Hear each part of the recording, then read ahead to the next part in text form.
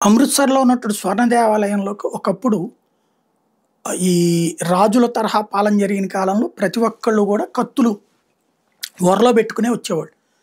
అక్కడ పూజ చేయించుకొని పోయేవాళ్ళు.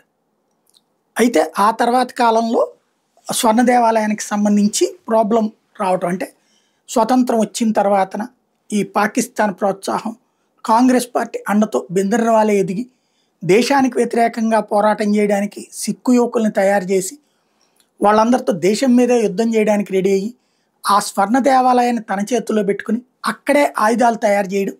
ఆ ఆయుధాలు తయారు చేస్తున్నటువంటి సందర్భంలో ఆపరేషన్ బ్లూ స్టార్ పేరుతో మన సైన్యాన్ని ఇందిరాగాంధీ పంపించడం.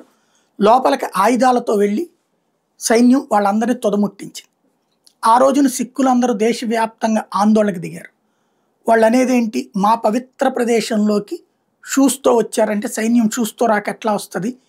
అక్కడ ఆయుధాలు వాడుతున్నప్పుడు ఏం చేస్తున్నారు? అన్నటువంటిది మాట్లాడుకొచ్చారు. అప్పటినుంచి భవిష్యత్తులో ఇట్లాంటి పరిస్థితి రాకుండా ఉండాలి, అపవిత్రం కాకుండా ఉండాలి ఆ ప్రాంతం అంటే, ఆయుధాలు వాడకూడదు అన్నటువంటి ఒక నిషేధం పెట్టుకున్నారు. అందుకనినే స్వర్ణ దేవాలయం చుట్టూ సెక్యూరిటీ ఉంటుంది. బయట ఆయుధాలతో ఉంటారు. లోపలికి ఆయుధం పట్టుకుని వెళ్ళరు. ఇది ప్రాసెస్ జరుగుతూ వచ్చింది. అయితే నిన్న పాకిస్తాన్‌తో యుద్ధం ప్రారంభమయ్యాక స్వర్ణ దేవాలయాన్ని కూల్చాలని పాకిస్తాన్ భావించింది. ఖలిస్తానీ తీవ్రవాదుల చేత కొన్ని పోస్టులు పెట్టించింది. రేపో మాపో మన స్వర్ణ దేవాలయాన్ని భారత సైన్యమే కూల్చేస్తుంది. కానీ పాకిస్తాన్ పేరు చెప్తుంది, సిద్ధంగా ఉండండి సిక్కులు అని. అంటే దేశవ్యాప్తంగా ఉన్న సిక్కులందరూ పాకిస్తాన్ ఏమో అది కూల్చుద్ది మిస్సైల్‌తో.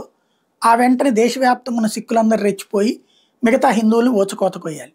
ఇది దా కాన్సెప్ట్. అప్పట్లో ఏదైతే ఇందిరాగాంధీని సిక్కులు చంపిన తర్వాత దానికి ప్రతీకారంగా దేశంలో ఉన్నటువంటి వేలాది మంది సిక్కుల్ని ఊచకోత కోసి మెడలో టైర్‌లేసి మరీ తగలబెట్టినటువంటి సంఘటనలు ఉన్నాయి. దానికి ప్రతీకారం ఈ విధంగా తీర్చుకుంటాం అన్నటువంటి కోణంలో వీళ్ళని రెచ్చగొట్టారు. ఎప్పుడైతే ఇప్పుడు సైన్యం జాగ్రత్తగా దారిలోనే దాచి కాచి వాళ్ళ డ్రోన్లని, వాళ్ళ మిస్సైల్స్‌ని ధ్వంసం చేసిందో స్వర్ణ దేవాలయం సేఫ్ అయింది. ఈ సందర్భంలో ఒక సైనికాధికారి చెప్పుకొచ్చిన పాయింట్ ఏంటంటే, మేము సిక్కు దేవాలయానికి సంబంధించినటువంటి ప్రథమ పూజారితో మాట్లాడాం. ఆయన మాకు పర్మిషన్ ఇచ్చారు. ఈ విదేశీ థ్రెట్ అని చెప్పేటప్పటికి ఆయుధాలతో లోపల నిలబడ్డాం.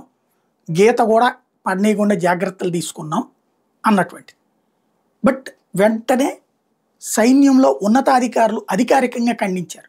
ఆ లోపల ఎట్లాంటి ఆయుధాలు వాడలేదు అని. అలాగే ఆ ప్రధాన అర్చకుడు కూడా ఖండించాడు, నేను ఎట్లాంటి అనుమతి ఇవ్వలేదని. మరంటే ఎవరు అబద్ధం చెప్పినట్టు? ఇంటర్వ్యూ ఇచ్చిన అధికారి అబద్ధం చెప్పాడా? లేదా వీళ్ళిద్దరు అబద్ధం చెప్పారా? ఈవెన్ ఆ టైంలో కరెంట్ అదంతా కూడా తీసేసి మాకు సహకరించారు అన్నటువంటిది తను చెప్పుకొచ్చినటువంటి పాయింట్ ఆ సైనికాధికారి. ఇది అంతట్లో వాస్తవంగా ఇదంతా హెల్ప్ చేసి మళ్ళీ ఈ అంశంలో లేనిపోని లిటిగేషన్స్ వస్తాయన్న ఉద్దేశంతో, లేదా పాకిస్తాన్‌కు ఒక ఫీడ్‌బ్యాక్ అవుతుందన్న ఉద్దేశంతో ఆపారా ఏంటనేది తెలియాలి.